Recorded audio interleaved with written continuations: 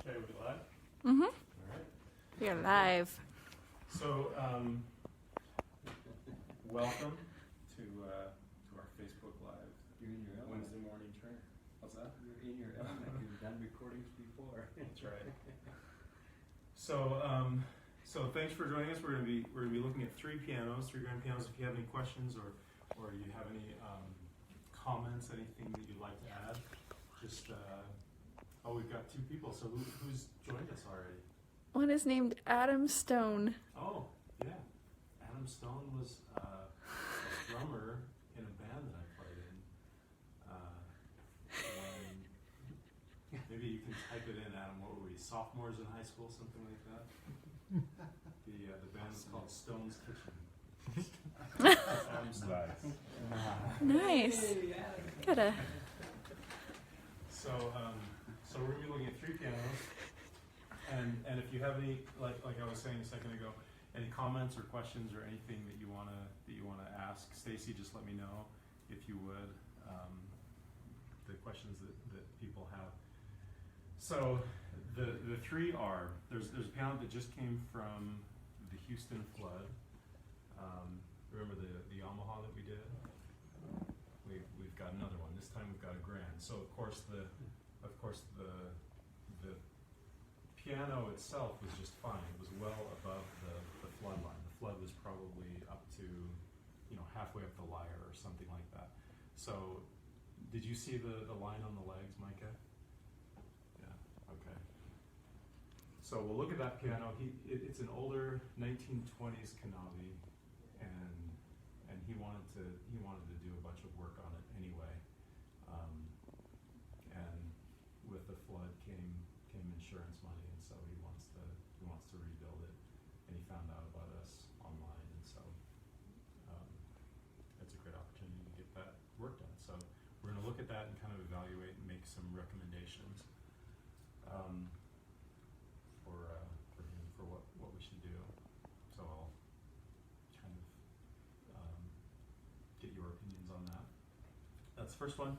Second one is the Bush and Gertz Grand that Julio just refinished. The lady there is she wanted it refinished, but the husband was not terribly enthusiastic about it because the piano itself is not in great shape. But we already refinished it, and so she wants us to look at it and kind of make some recommendations. So similar kind of thing there. And the piano, the Bush and Gertz and the Canavi are basically from the same era. And the third one that we're going to look at is right there.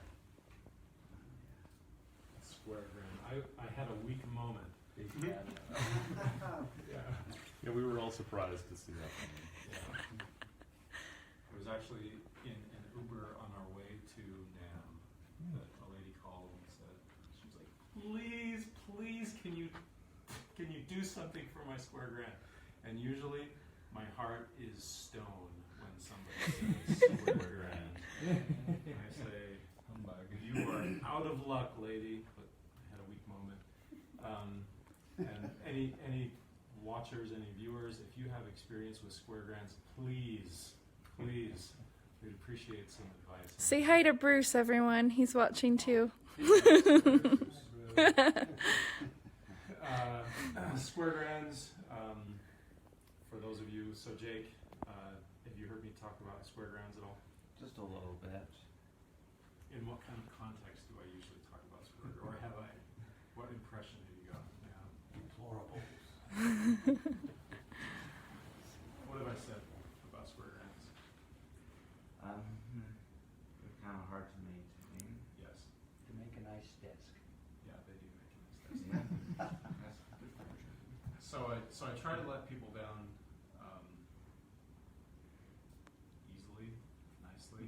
What I tell people is they are gorgeous as like antiques, and they always are. And sure enough, this one does not Here's disappoint as a look at it.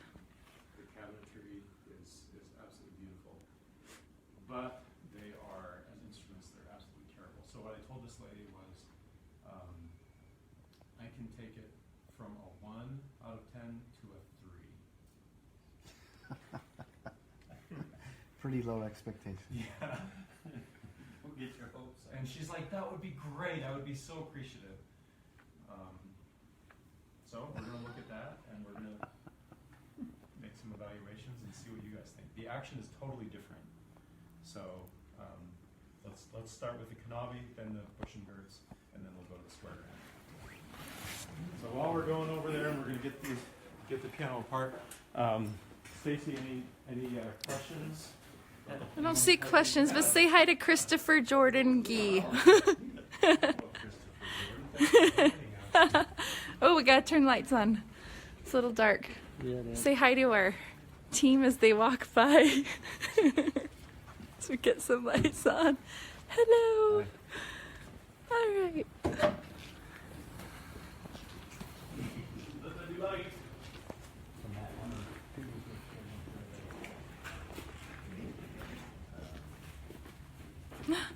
Say hi to Carmel. She's watching.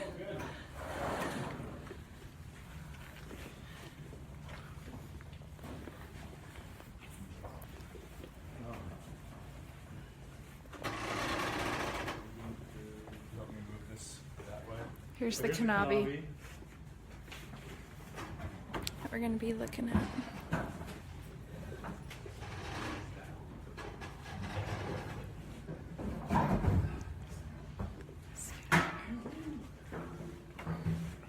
Okay, so it looks like the water was about a foot high on this piano. So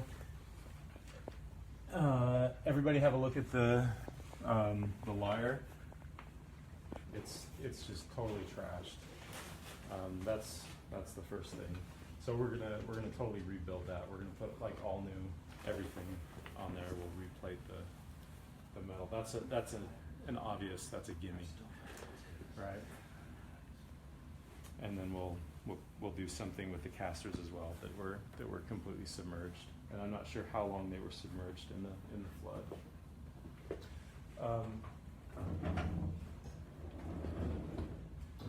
Micah, you want to grab a couple screwdrivers and we'll get this taken apart?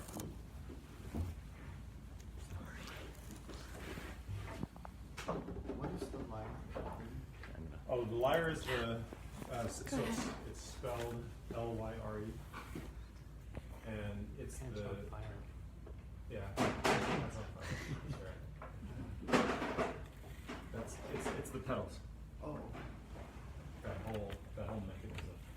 And actually, where's Matt? What did you notice about what was unusual about the lyre on the square grand? It was cast iron. Yeah. Weird. Whoa. Cast iron lyre before. Right. Don't drop that sucker. Right. Anyone in Facebook Live land, if you've ever had a piano in a flood, or if you're a piano technician, if you've worked on a piano in a flood, then type in and let us know what your experience is with that. That would be useful. We've done a handful of flood pianos, but that's it's not like we're doing flood pianos on a daily basis. Kind of looks like there was a flood on top of this grand here. It does. Yeah. Okay. What's the first thing that you're going to look at when you're evaluating piano? Again, what we're doing on this piano is we're making recommendations. Somebody give Mike a hand with taking the cheek blocks off and getting the key slip off, and we want to pull out the action, right? Yep. So first thing when we open it up, what are we going to look at to make a recommendation for a customer? Before even looking at the action, before they get the action. What would you look at, Matt? Repeat the question, please. Okay. So. I would look at the key tops. Yeah, Don, of course, Don will look at the key tops. What do we notice about the key tops, Don? They're coming apart. They are. Okay, and what kind of material are they, Don? It looks like ivory from here. I think it is. I have a question from a viewer. Okay, great. She says, I have a piano with water damage in my living room. Okay. That was my great grandma's. Could I get that in your lineup to fix? Probably do. Couldn't, yeah, that is what we do. What's the nature of the water damage? Let me know what the nature of the water damage is. But yeah, we've done a lot of water damage. So water damage is one thing. Flood is it's kind of water damage to a whole new level. I'm kind of anxious. Why don't we? Let's take the lyre apart. Let's like actually take the bottom part off the lyre so we can see. Okay, so we can see what's going on in there. So Matt, let me know when she types back what the nature of the water damage is on her piano. Will do. Scott, do you have any Screws come from the top. Oh, water damage that's the leg. experience or anecdotes? That's what I've seen here. And Carmel has responded. Okay. She said it's a leak from an upstairs bathroom has been leaking onto this piano. Okay, so yeah, that's the nature of the water damage pianos that we work on all the time. In fact, I'll tell you about a Baldwin that I redid a few years ago in a second. But that's those kinds of issues where there's water damage from the ceiling or like a spill of a drink or something like that. Those are easy. Those are pretty easy repairs. Usually that entails getting some parts kind of unwarped. Guaranteed. Hey Jacob, grab a key and demonstrate for us the. You don't have to actually do it, but demonstrate for us the method of getting a key unwarped when it's warped, generally from water damage. So while we do that, I'll tell you about the Baldwin. There's a Baldwin that I did probably in 2004, something like that. It was a $60,000 piano, really fancy piano. Maybe grab a clamp. So yeah, that would be good news. So it's a $60,000 Baldwin, and the swamp cooler had leaked, and it dripped from the ceiling in exactly the very worst possible spot on the piano. So it was right about here. So the water, it pooled on the soundboard. It got the strings all around here completely rusty, and the felt from the dampers was all crusty and like stuck on to the water had caused the felt to like fuse with the strings. And the action in this whole area was completely destroyed while the people were out of town, of course. Did the wood expand? Yeah, From the there water? was all Yeah. sorts of wood expansion. Yeah. The damper guide rail had to be, I rebuilt the entire damper guide rail because it was just, not the base damper guide rail, but the treble area. I replaced the soundboard on that one because it was all like cracked up and it was bad. The only major component that I didn't replace was the bridge.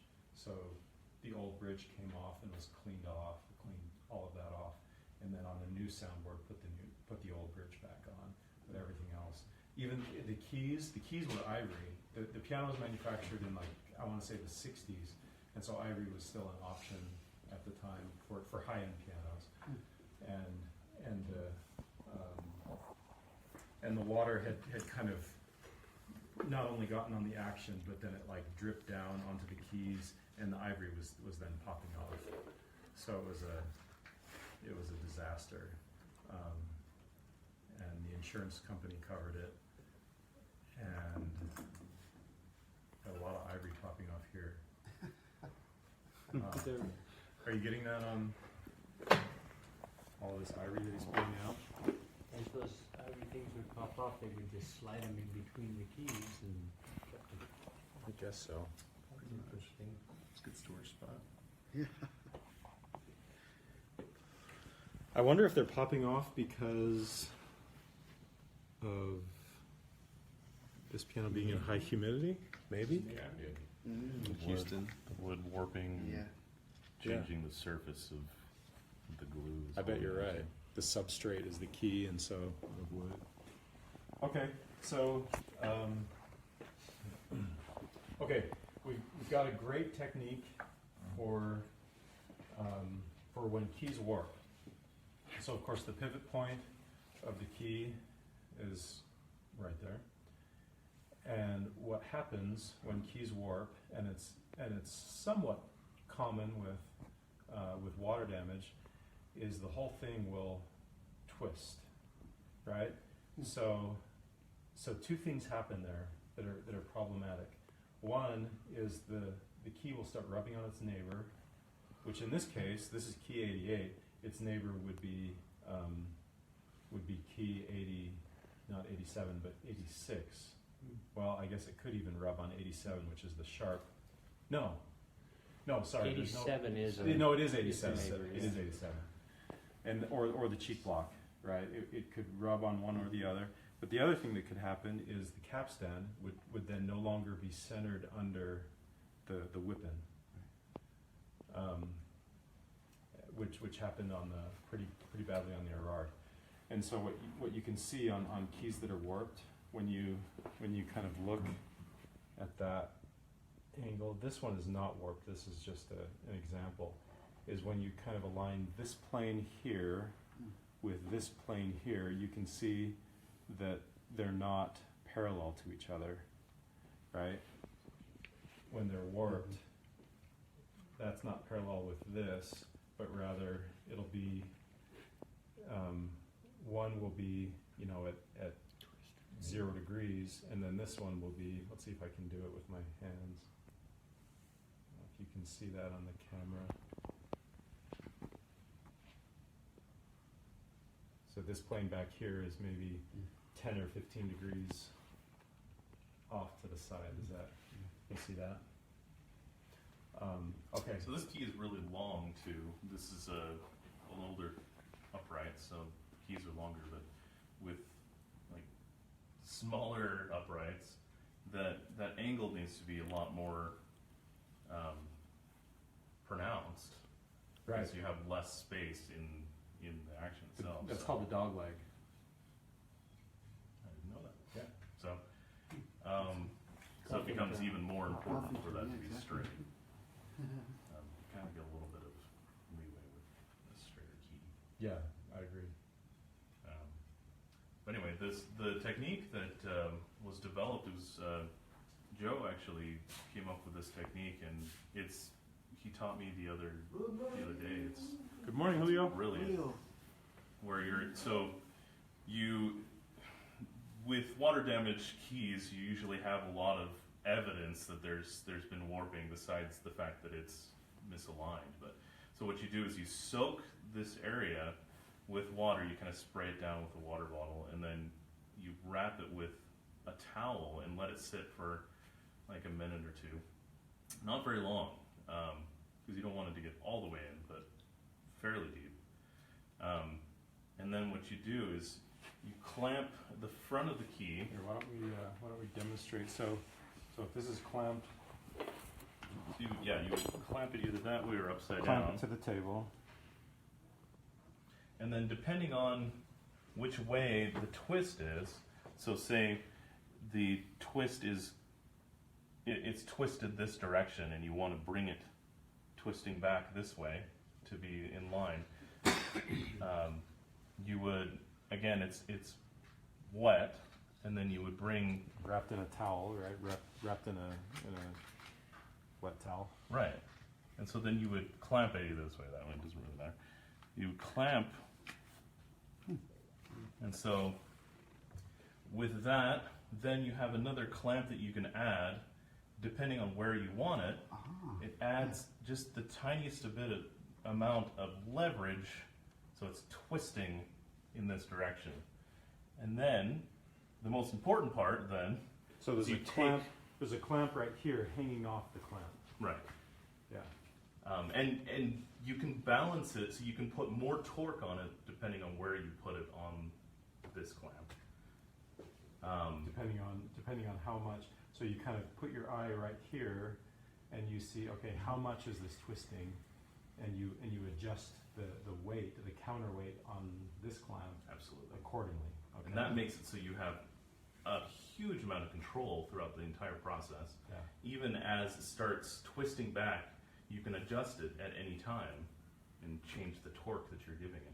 So then once you have that set up, then you take the towel off, and with a heat gun, you are removing the moisture from the key that you just put on there, and it's effectively just twisting it back into where it was. Well, it's You see it. It's dramatic. It's really fast. so the whole process takes how long? Like 5 minutes. 5 minutes. Yeah. That's crazy. Isn't that crazy? That's awesome. So So it's the weight of the other clamp that's giving you the torque, Yes. or you're actually clamping? Yeah, even right now, it gives you're you not just a tiny you're not bit. clamping it. It's just the weight. It's just a little bit of Yeah. weight out there and it sags it down. a little. So And you can adjust. And the heat and Yeah, the across. moisture. it's the same thing. So we've all so for those of you who are piano technicians, you know that when you want to align a hammer to the string, let's take a shot of this Aeolian. Of course, Jake's been working on this Aeolian, so all the hammers are perfectly aligned. So this might not be the perfect example, but it's handy for the camera. So sometimes what you see, and this is the same principle of the key, sometimes what you see is a hammer like this. So why don't you get a shot of straight up and down so it's very obvious. So you can see that all of these hammers are straight. They're thank you, Micah. Perfect. So all of these hammers are straight back and forth to the hammer, and then this one that I'm artificially kind of putting a bend on is not. And sometimes you come to a piano and you see hammers that are like this.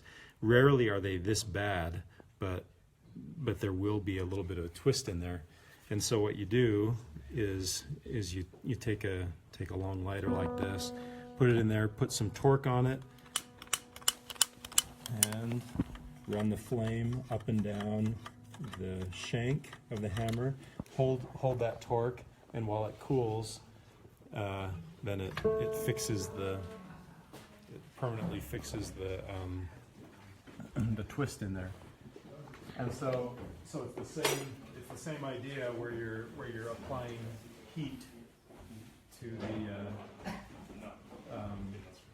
the length of the key, and it dries instantly while you have a very controlled amount of torque. When you're doing it by hand, of course, your torque is not totally controlled. I mean, I guess you can stop it at a certain point while you're drying it, but this way you can very precisely regulate the amount of torque that you're fixing there. So what kind of a heat type? Is it high heat or just a hairdryer type or what? Oh no, it's not a hairdryer. It's a heat gun that So it dries it out pretty it fast. dries it out literally in. The whole process takes 5 minutes. The actual heating of the key probably takes 2 minutes. And of course, you've got to keep it moving because the heat gun is so hot that 1500 degrees. it'll set the wood on fire if you don't keep it moving. Whereas a hair dryer, it's gonna hurt when if you hold it in one spot, but it's not gonna set your hair on fire. Whereas a heat gun, Will third burn degree you. burns, right? Bad. So, yeah. Okay, good. That is cool. Isn't that a cool What a process? neat- What a cool thing. And actually, the Erard was. Do you remember how badly all of those keys were sticking on the Erard? There was like a dozen or more. He actually ended up doing. So there was a dozen that were sticking badly. They were rubbing on each other, and it was this problem. And so what he ended up doing is he probably ended up doing like maybe 20 or 25, maybe even 30 keys like that. So it was 12 that were bad enough that they were sticking, but the other 15 or 20 or so, he ended up doing just because he could, because it was quick and And easy. it wasn't water damage on that piano, it was just I'm not sure. humidity maybe. I'm not sure. Maybe. Yeah, moving from France to here, and who knows. Okay, so back to our evaluation. It's 7:12, by the way. 7:12. Okay. Okay, Scott. What would be the first thing that you would look at when you first open up the piano? You just try to play it, see what works. Okay. All right. Somebody want to play it? Go for it. This is where we need Joe. All right. I guess I'll play.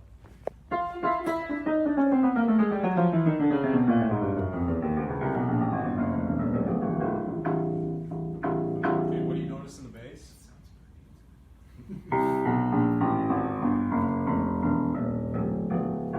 What do you notice in the bass? Octaves dying. Yeah, there's loss in quality. Yeah. There's some serious tone issues. So you hear how that sounds like? What's that? Kind of a rattle? Well, I'm not actually referring to the rattle. It's most pronounced on this lowest tone. It's just dead, right? Technicians call it tubby tone because it sounds like hitting the side of a bathtub. It just sounds like kind of a thud, as opposed to a rich, a musical tone with lots of partials and overtones.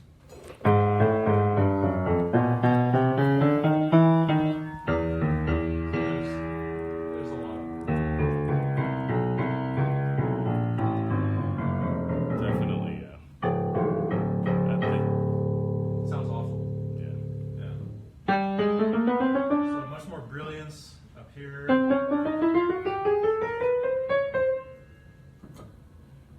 So just as an observation, Yeah. so as you do the chromatic scale, it sounds like the notes are kind of where they need to be. Obviously, it's out of tune, Yeah. but that also kind of shows that the pin block is probably in decent shape. Okay, good. So what do you hear? What do you hear when the pin block is a problem? Don, do you know? I know you know. Do you know what you hear when? You hear a lot of out of tune, strings fighting against each other because they're not staying in tune. Yeah, and specifically, you hear notes that as you go up the chromatic scale. I mean, you can tell the difference between a piano that's out of tune and a piano that has pin block issues. Let's look at, Jake, if you could play that new piano that just came in yesterday, or Micah, play E4 for us, or go from middle C, go chromatically up to the E4.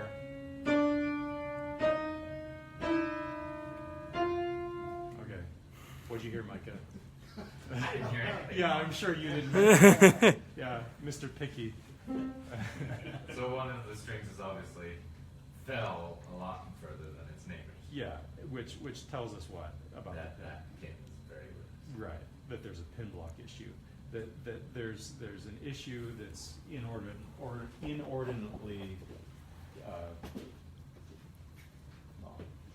a note that's inordinately out of tune because the pin slipped. And so what Jake was saying, and that's right. That's one of the first things you want to listen to. Oh, is there a pin block problem? I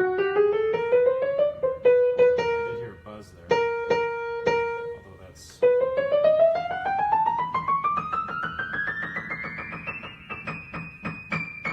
Okay, we've got some major tuning issues there, but still that's within reason, especially for the high end. That's just tuning. Okay, so probably don't have a pin lock issue. We don't know for sure because we haven't put a tuning hammer on it, but that's most likely the case. That's just usually the first sign. Yeah, right. Okay, what else? How Don and Scott, you guys have done bridges. Let's have a look at the bridges. So let's get a shot. Let's get a shot of the bridges. Scott, you want to come look at the bridges? What would your evaluation be?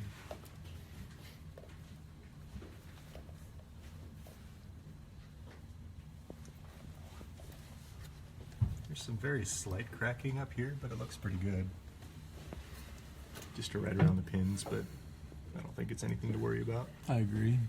A little bigger one there. Diagonal ones. Blow up the screen. Yeah, usually when the pin bulk's really bad, it's a little fissure coming off of each individual thing. You can see a little bit of that right in through here, little cracks off of each pin.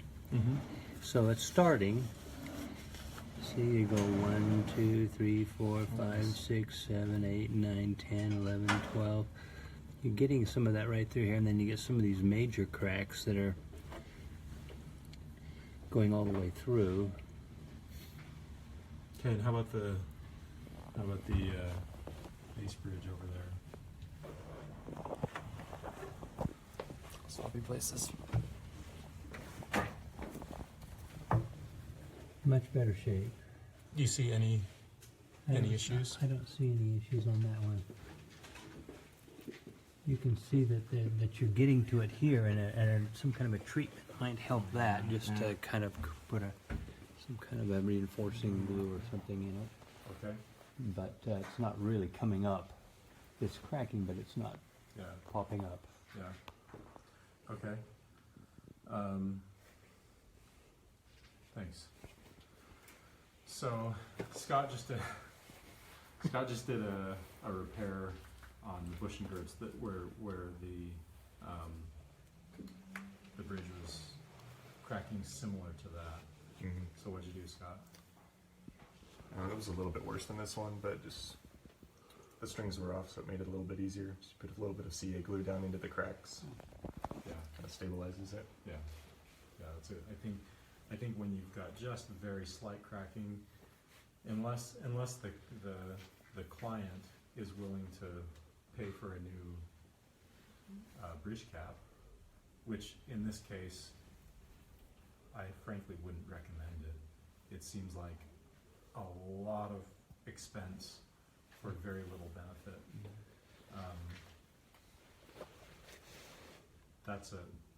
So unless that's the case, putting some CA glue in there to stabilize things, I think that's a great repair. So you want to use CA glue that's the thin kind that will soak in, or? Yeah. Okay. Micah, would you mind taking off the lyre, and we'll have a look at The that. wire is exceedingly difficult. How is it? I will do it. You know that putting it back on will be a pain in the butt also. Oh, we gotta rebuild it anyway. So, thanks, Micah.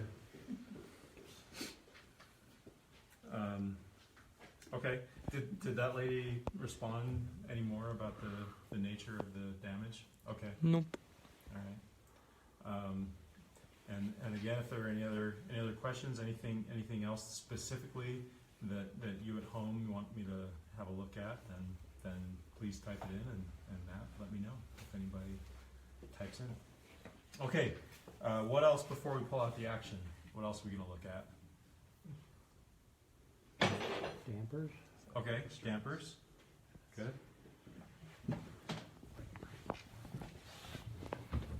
Well, first thing I noticed, and I don't know if it's just a regulation issue, but when I fully engage the sustain pedal, it does almost nothing. Is that Yeah, that's doing good, more? that's good. Okay. Going up 1/4 of an inch that way. It's just a bad design. Here's 7/16.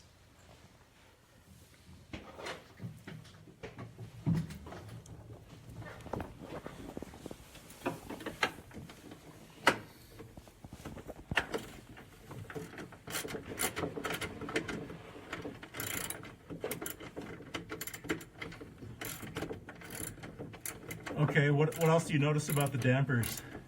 They are pretty uniform as far as they're all coming up together.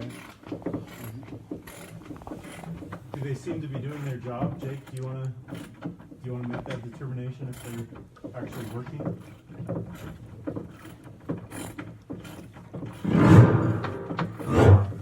Base section, yeah. Yeah, I'd say yes. Okay. They actually look fairly good. They almost look like they had been replaced, maybe. And this piano, by the way, while I'm down here, let's get the flashlight and the camera down here. So this piano was at one time a player.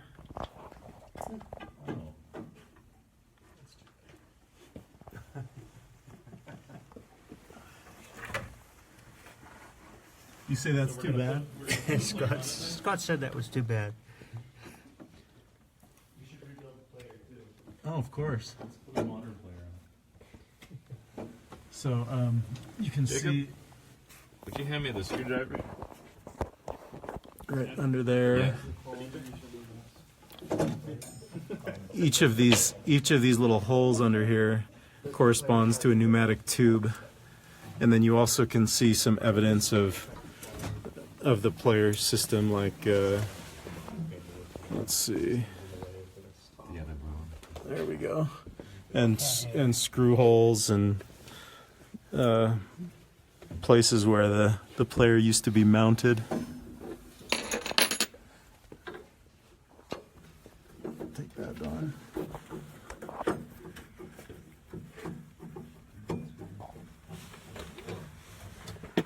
Okay, how about the soundboard? How's the soundboard look?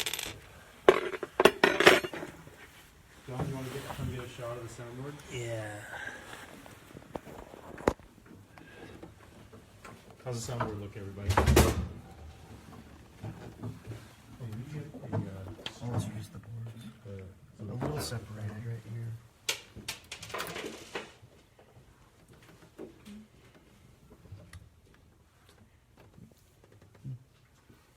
What do you guys think about the soundboard?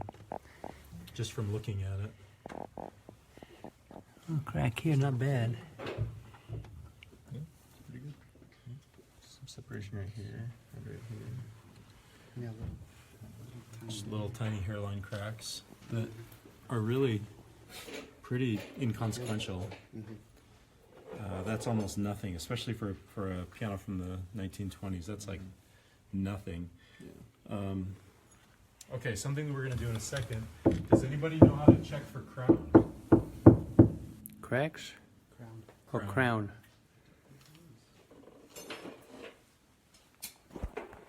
Anybody know? Roll a marble on. Okay, interesting idea. Anybody at home know how to? Check for crown. Anybody know how to check for crown? Anybody watching? There's no one watching right now. Well, before I give the answer, we'll look at the action and give somebody a little bit of time to write in. To Google it. Yeah, Google it. Yeah, that's right. Jake's actually going to get the special tool that checks for crown. Is it just the straight edge? Close. Scott, do you know? I think I do. Okay. I like my answer. Okay, let's look at the action. Is there room there that I can push this back?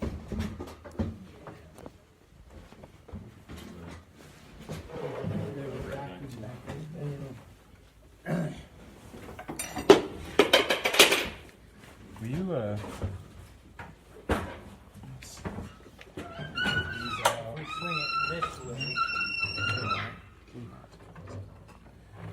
Okay, so you can see, I mean, it's very obvious where the flood, the Houston flood got it. Very obvious where the flood line was. So what I want to do is I want to take this piece off. See those screws under there? I want to take this off, and I want to get in there and see what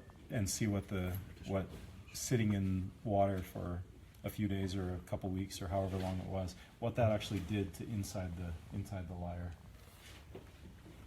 So you get that off? Yep. Thanks, Matt. All right.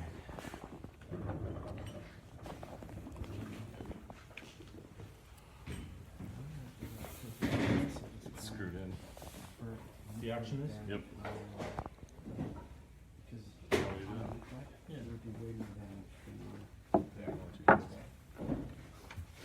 Okay. Okay, here's the, did we get any answers to how to check the crown? Nope. Okay. Here's the answer. David, you might wanna, you might be interested in this. Yeah. Okay, here's the special tool to check the crown. That's string. A string. So, okay, is that the same as checking boundary? That's too high tech for us. I know, it's very high tech. So it's kind of like checking for down bearing, only we're gonna go under the piano, and what we're gonna do is so the crown, right? The soundboard is slightly kind of dome shaped, right? It should be. It should be, yeah. So there's a great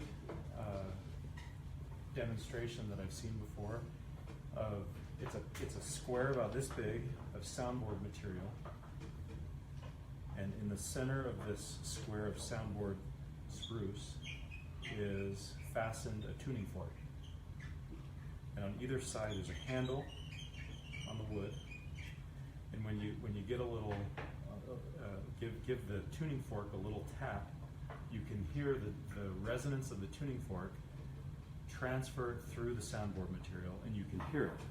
It's definitely amplified by the soundboard material. And then as you squeeze the handles, that sound suddenly really kind of comes alive, and it blooms, and it becomes more amplified, and it really has a nice kind of aesthetically pleasing effect to the tone of the tuning fork. And then as you continue to bend that wood, it then chokes the sound. It decreases. So then you can figure out, you can just by using your ear, okay, there's the sweet spot. That's where I want it. Isn't that cool? Yeah. I should get one of those. I've talked about this. Cool. Maybe we should just build one. Next time we break a piano. Yeah. Next time we take a sledgehammer to a piano, we'll build one. Missed opportunity. Okay, so Jake, why do I talk about this little thing right before we check for? Well, a string is going to be straight when you pull it taut. Yeah. And so if something is bowing, and you pull the string really tight, you'll be able to see if there's any curve at all. Yeah, exactly. Okay. Then Very high tech. very high tech. So does this tell us if the crown is ideal? Not really. It just tells us if there is any crown there at all. And on a piano from the 1920s, there is some doubt.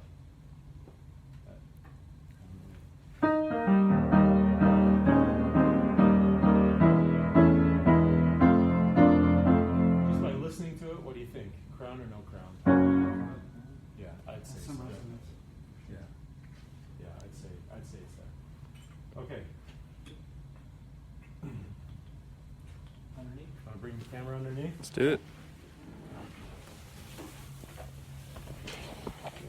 And then let's get someone else, maybe Don. Maybe you can hold it. I'll Let's hold see. it, Why don't Don. I hand it to you? Under there, okay. Under here. Okay, push it up against the soundboard. Okay. I'm gonna pull it a little tight. And look at that. Yep. Yep. You got Lots of 18 crown. inch. We've got lots of crown there. Let's see. If I hold the camera, let's see. There it is. Okay, now Don, or someone, yep. Okay, good. So Don is holding the string on that side of the soundboard. I'm holding the string on this side of the soundboard. And in the middle, we've got lots of crown. So we're happy to see that.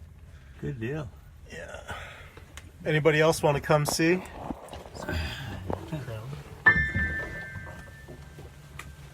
Oh yeah, we want crown. Jake, you want to see? Yeah. You can see the shadow move if it's not touching. Oh yeah, yeah, good. That's a good way to do it too, not just pushing it, but you can see the shadow move. There would not be a shadow if it had no crown. That's right. That's cool. And let's check the next one over. Yeah? Yep, Yeah, we're lots of good. crown there. Next one over. Oops, we got a pin there. Okay.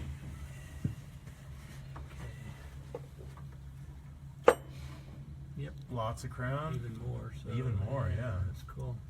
That's a lot of crown on that one. Okay, so we're finding that there's plenty of crown, and it even increases in crown as you move towards the rear of the piano.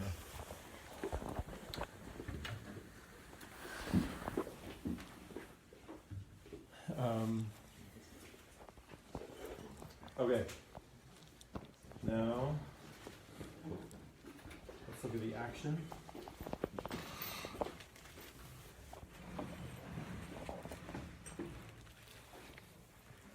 Okay. What's the first thing that you see? Hammers are misaligned. New hammers. Hammers? Yeah, these hammers look Yeah. like they have been replaced. Yep.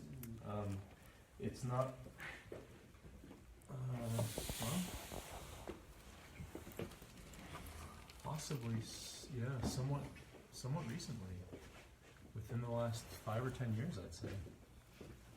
Some alignment issues on these springs. Sure. Yeah. They're definitely not 1920 hammers. No. And then also, this is also not a factory. Factories don't do this.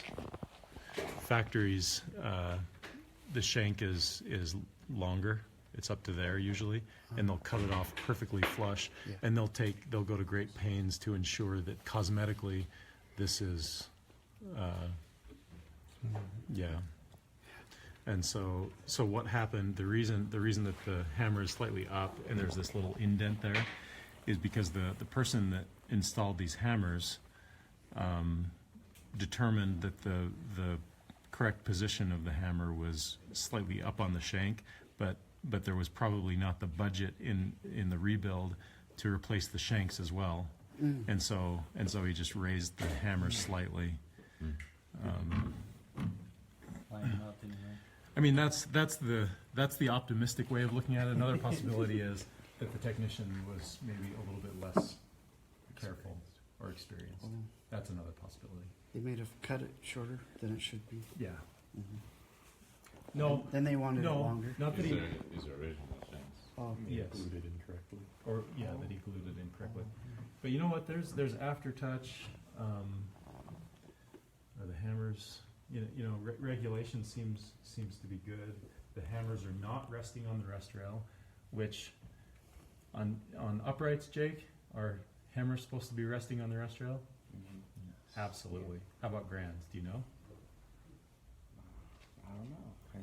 I'll give you a hint. As I push down on the rest rail, and I'm seeing that the hammers are not moving, I'm saying That's a good. that's a good thing. That's it. Yeah. Okay. How about the whippings? Is that a? I like that. Where are the back checks? You don't like it? Okay, Scott, talk about those back checks. Here are the back checks right here. Especially up here, you can see where the hammer has hit this repeatedly. Has worn away the felt quite a bit. Not the felt. No, it kind of feels like felt. is it leather? It's usually leather. Yeah, that's leather.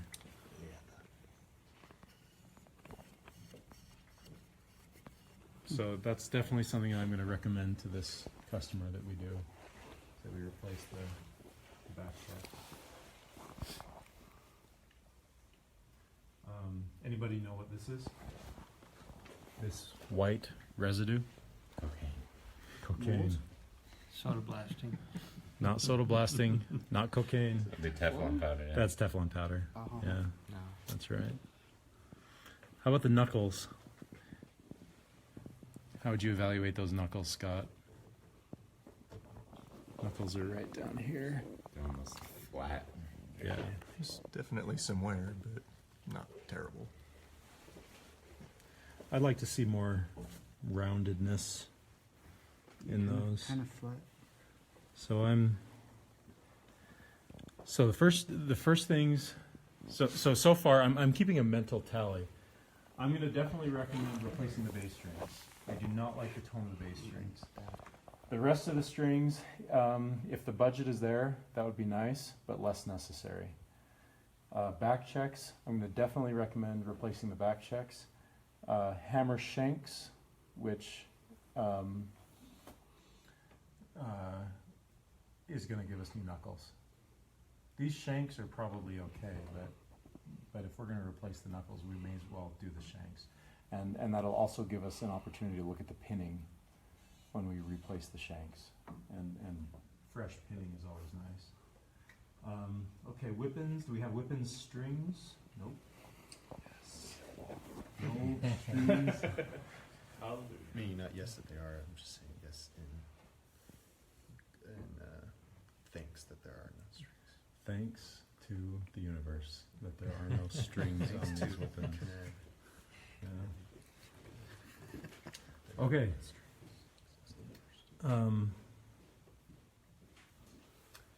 Then we'll look at this a little bit more in depth, but I want to get to the other pianos real quick. We're going to give the middle piano just a quick look over. We're not going to look it over this in depth.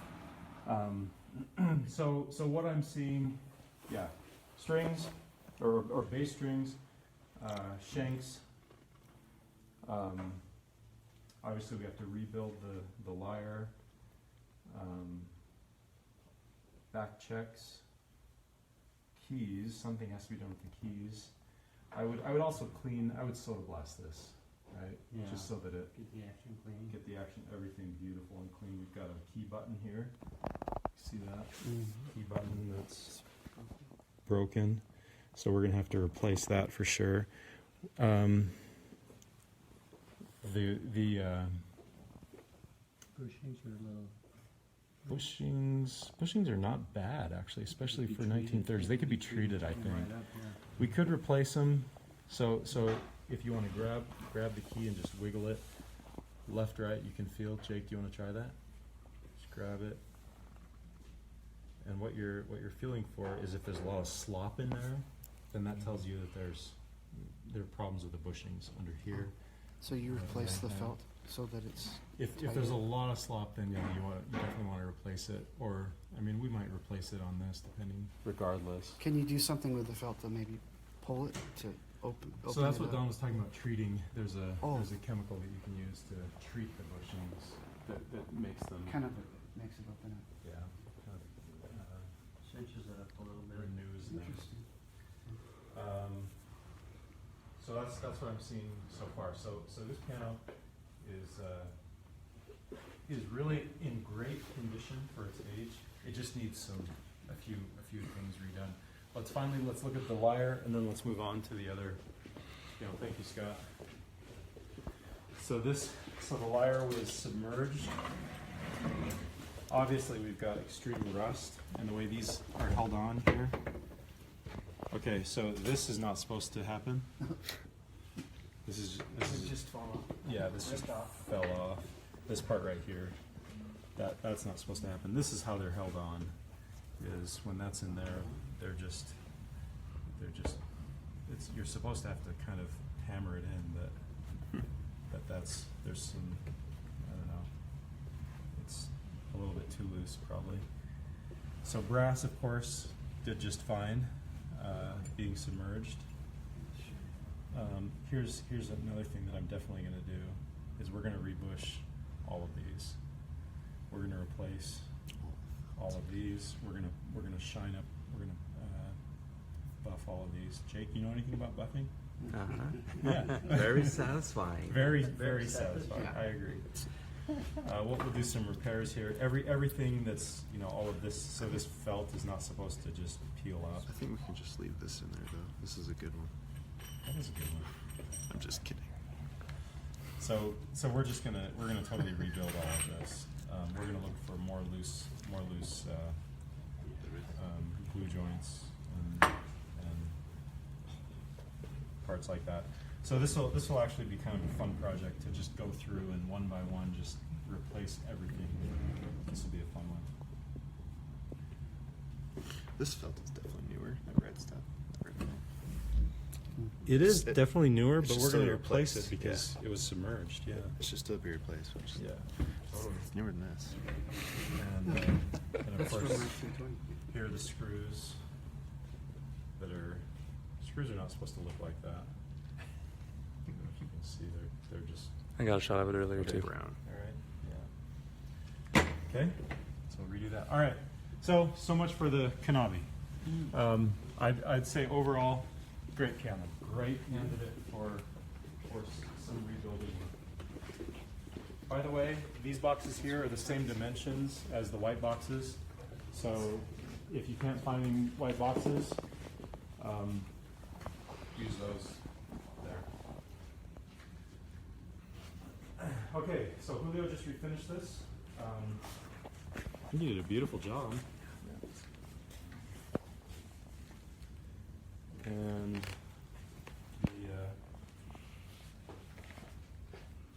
I need to get a shot of the color. It's like a dark red. It's hard with the lighting. the lady that had us redo it was concerned that the instrument was not.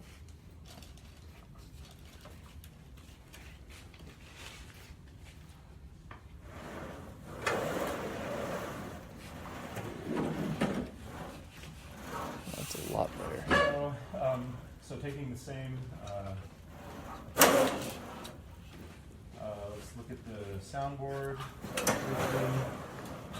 Bridges, how do bridges look? Bridges look fine, in my opinion. There's a little bit of cracking actually on this bass bridge down here. How bad? It's not bad. It's not the worst I've seen. Use some CA glue, maybe.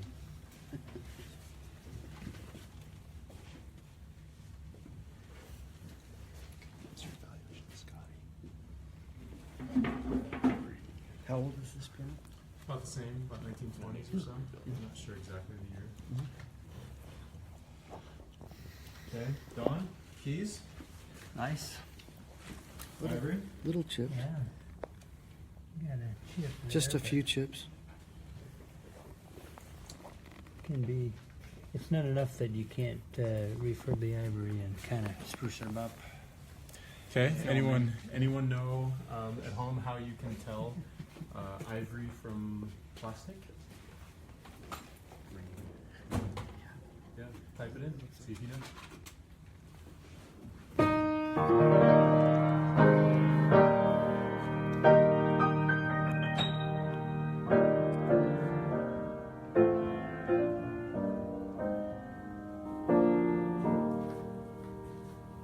What do you guys think? Sounded good. Should have done it for big bass. Sounds pretty but good. Sounds nice. Okay. Really bright.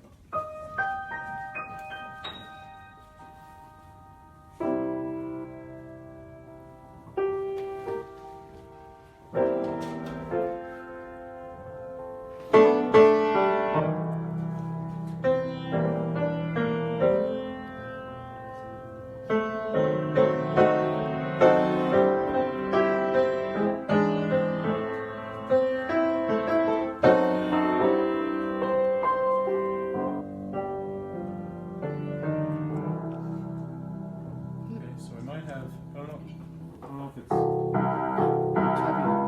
yeah, I've got some tubbiness. And we've got,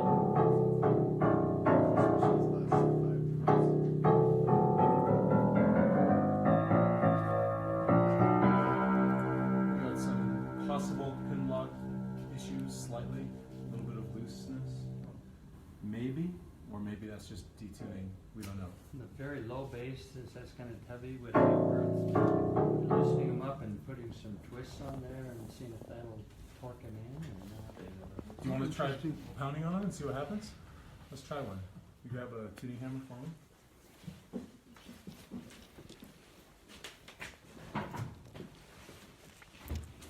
So here's a simple technique. Just like that. That's amazing. I had that exact hammer, my first hammer. Like $20 hammer.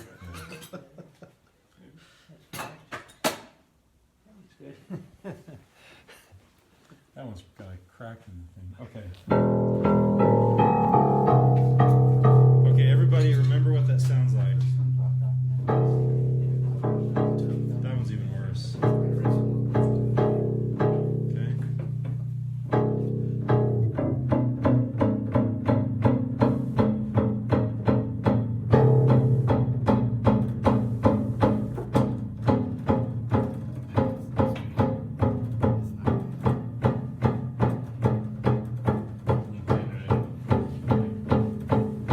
Good question. I can smell it. You smell it? The dust flying out? Isn't that interesting? It smells like an old antique. Yeah. Like a musty closet. Yeah, a musty closet. Yeah. Yeah. Pin block's nice and tight, by the way.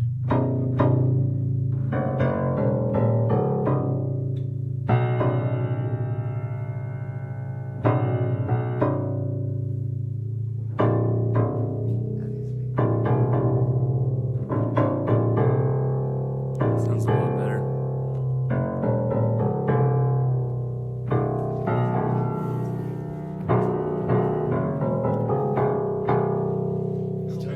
A little better. Still toppy. It's a lot better. I'd say it's a lot better. I'd say it's, I mean, it's not 100% there, but it's I think that was the worst one of this. It's no longer the worst one. not as worse than the worst one. No. It was. Yeah. Okay. Dramatic improvement in Did you like 30 blow it seconds. out? I think Okay. So, I was thinking of like cleaning out the dust. okay, Straight I'm gonna recommend on this piano, probably that,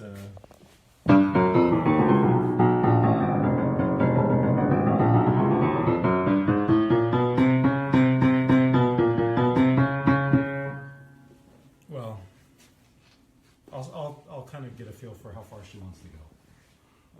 If she wants to really do a restoration, I doubt she will.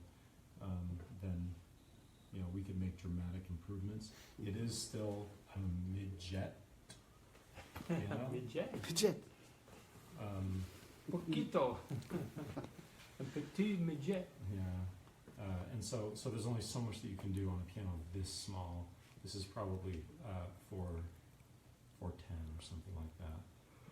That's pretty small, and so you're pretty limited on what you can do. But we can make dramatic improvements nonetheless. So the most obvious improvements that we could make would be Don said it would be these 1, 2, 3, 4 chips in the ivory. Maybe we could clean up the ivory, buff it. We can make dramatic improvements in how the ivory looks.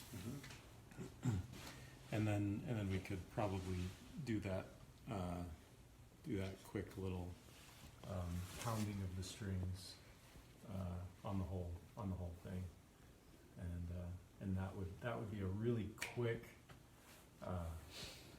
biggest bang for buck.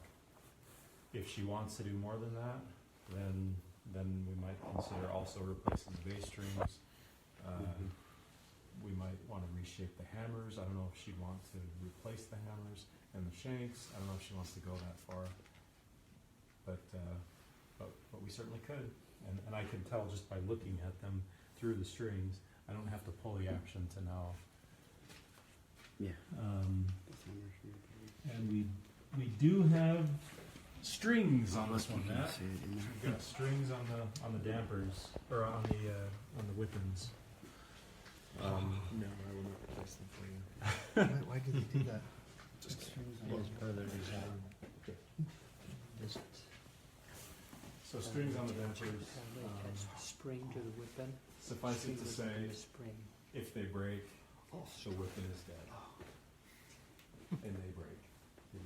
Okay. Let's just listen to the square grand. And I'm excited. It sounds really nice. Micah, you want to play it?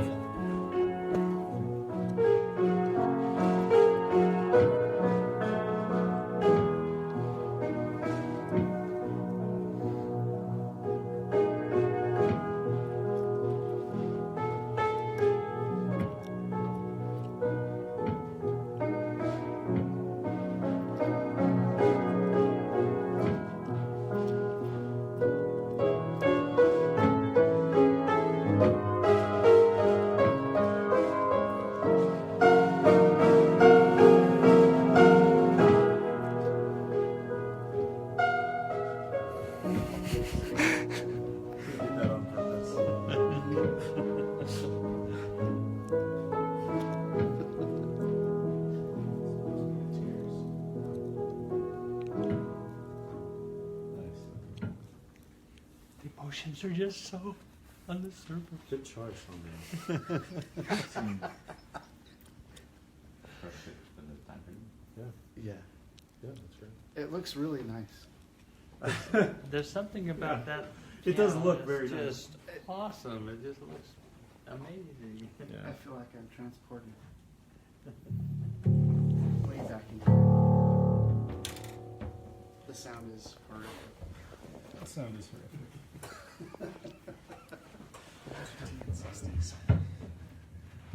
These dampers work. It's so weird.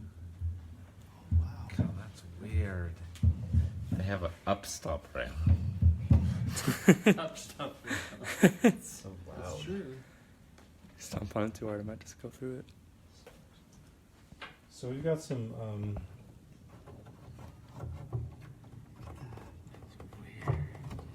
I wonder if that was what was causing the buzz. Try the. There was definitely something laying on the.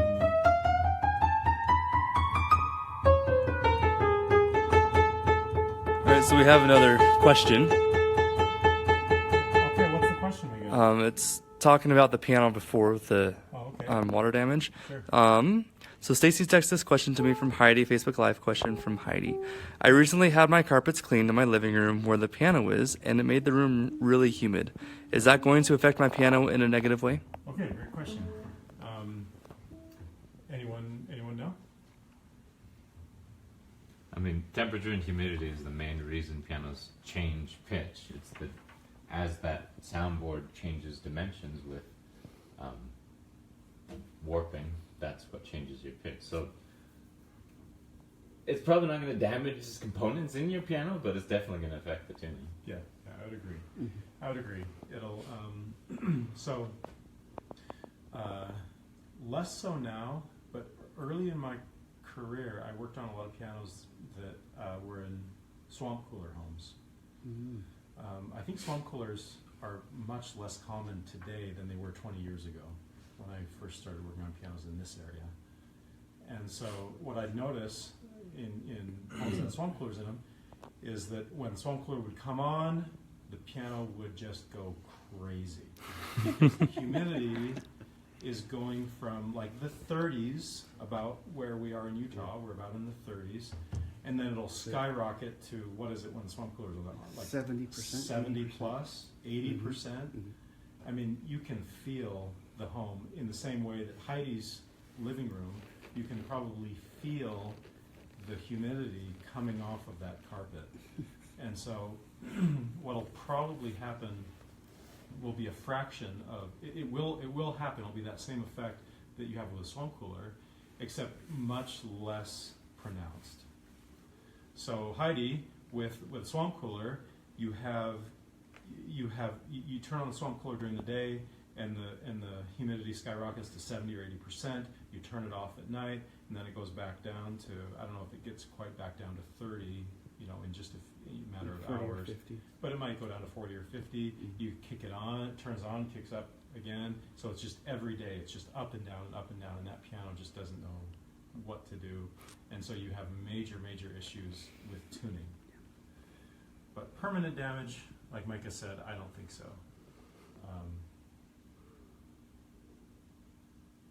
It would have to be pretty extreme. I'm trying to. Okay, the only exception to that is pianos that are expats from a tropical climate. You call it expat at that point? I don't know. Okay. that spent a significant portion of their lives in a tropical climate, and then they moved here, where we're of course in a desert. So those pianos, that's the exception. So where Heidi just had her carpets cleaned, no problem.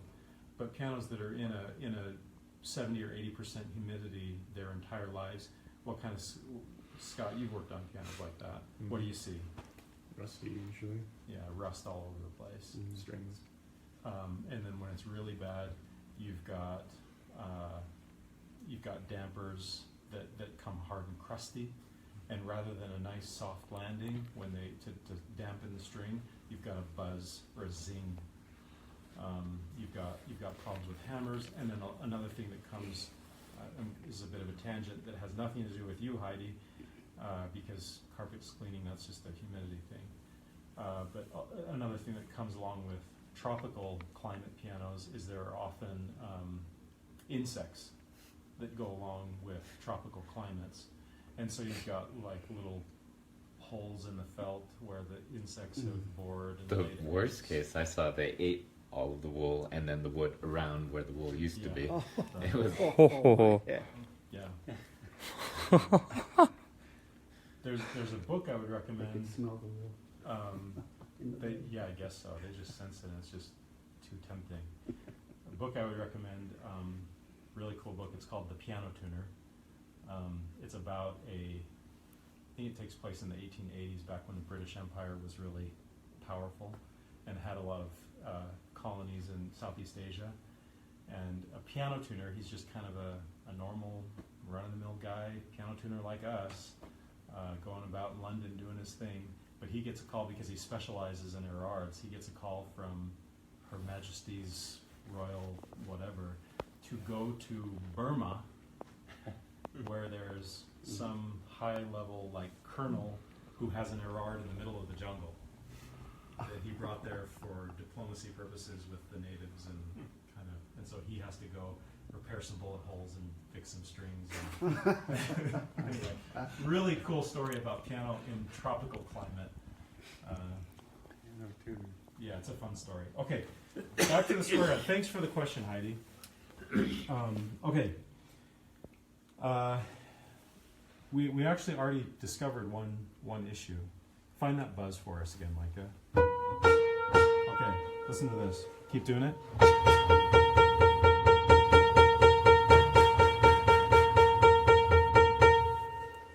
Are those dampers? Is that wood? This is a it's a mechanism that is maybe similar to like the middle pedal on Hyloons. like a practice pedal. Like a practice pedal, yeah. Oh. Just makes it soft. And so you can see right here, there's actually a little metal bracket and the hole right here, and those are, I think, yeah, those are it's supposed to be like that, but where this is come loose, now it's resting on the soundboard. And my first reaction when I heard Micah playing it was, we've got major soundboard issues. Like we've got soundboard that is coming unglued from the ribs, and it's causing all that buzzing. Do that again. know instantly when I hear that that's a soundboard issue, and I can't necessarily tell if it's just a screw resting on the soundboard, or sometimes when you open up a grand piano, you see little, a penny or a bobby pin or something. Or I remember once I tuned a piano. It was an upright piano for a lady, and she called me back a couple days later and said, "There's a terrible buzz on this piano. You were just here. You got to come back and see what's going on." And I went and looked at it, and you know those metronomes, the little plastic cover. Mm-hmm. It had fallen in the 2 days since I had been there to tune it. It had fallen behind the piano and gotten lodged, kind of in between the back posts. And this little plastic Leaning cover was against the leaning against the soundboard in the same way that a screw can just be, sitting on the soundboard on a grand piano, and it was unbearable. Sure, there's your problem.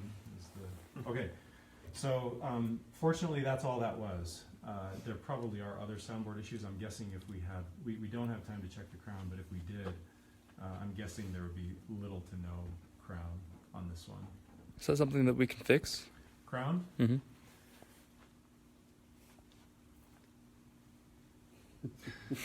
Wedges. Not Steinway. On the Steinway, Wedges in there. You can cheat. On the Steinway, we did it for down bearing because there was that's negative right, that's there was what that was. negative down bearing, but again there was negative down bearing because there was no crown, and so what we essentially did is we took a bolt, and this is terrible, but again the alternative is replacing the soundboard. So what we did is we took a bolt and put it in between the Post in the rib, wasn't the it? post and the rib, and then with 2 wrenches loosened that bolt so it lengthened it, pushing out on the rib from the back post. Ah. It's cheating, David. But it helped Yeah. a lot. It helped a lot. It helped yeah. a lot. Yeah, I can see that. And It moved the wood a little bit yeah, to have a little bit more crown. that's right. I mean, ultimately, the soundboard is supposed to be only attached on the perimeter. And so introducing something in the middle to give artificial crown, Cheating. it's cheating. Yeah. Yeah, but, I mean, the alternative, again, I've got to emphasize, is to replace the soundboard. And not everybody has the budget to replace the soundboard, But it did improve the sound. it did improve the sound. And it, more importantly, it created down bearing on the strings. Or I shouldn't say it more importantly because they're interrelated. Okay. Well, notice the fan configuration. Yeah, you know, pretty cool. It's so It's kind of bizarre. Yeah, we've got the Czar bridges, and Yeah. we've got 2 bass bridges. These hammers are so We have aftertouch though. We have aftertouch? Yeah. I was actually noticing that when Micah was playing that, he was actually able to play it with some nice sensitivity. Dynamics. Yeah, dynamics. Yeah. You ignored the tone, or the tune. Out of tune. Play just 2 measures, 3 measures of that again, Micah, while I hold this up. Let's see what that does.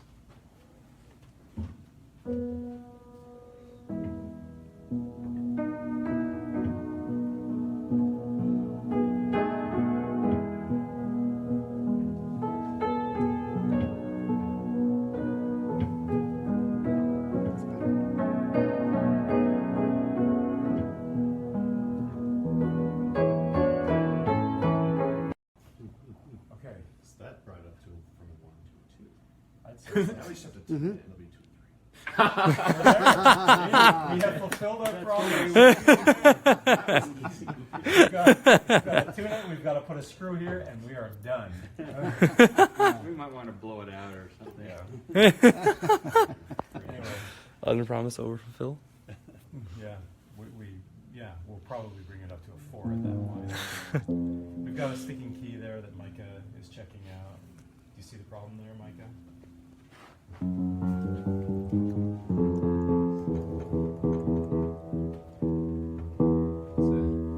That's a regulation problem. Bouncing like funny. Alright. I can't tell you why it's bouncing because I don't know this action. Weight that's working its way out of here. Excuse me. Are we gonna redo this hammer? I don't know. I'm going to talk to the lady and see what she wants to do. I'm guessing that we'll do very, very little on this piano. The last thing that I'll say, and then we'll finish this up, is that on square grounds. Why don't we get the square ground in the background while I say this? I asked a guy. This was probably 2003.